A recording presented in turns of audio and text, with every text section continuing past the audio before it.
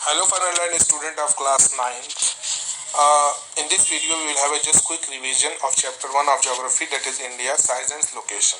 Now what we have discussed? We have discussed India, its area and population wise. We have also seen the name, on which name it is famous.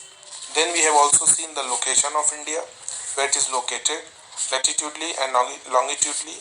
Then we have discussed two time zone, what are the problem associated with two time zone and how this problem is solved.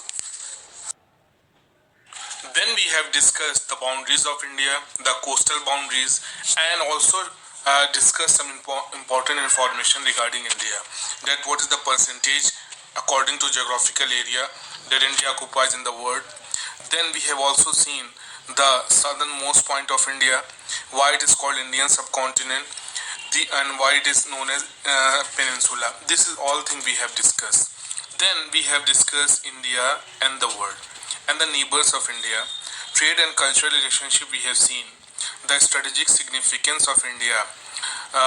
We have these kind of things discussed in the previous videos. In ancient time and in modern time, what is the significance of India in terms of trade and commerce? We have seen it. Then we have discussed the political division of India, that is why this is called Republic of India, and what is political division. And state-wise we have seen the number of states. We have seen that what are the important characteristics regarding these states. We have also seen India and its water bodies, that what we are sharing, that is Bay of Bengal, Arabian Sea, Indian Ocean. We have also seen it. And trade, India and the world, we have also seen it. Then this is what I have discussed. So it's a quick revision that we have taken the whole chapter. Now this chapter concludes.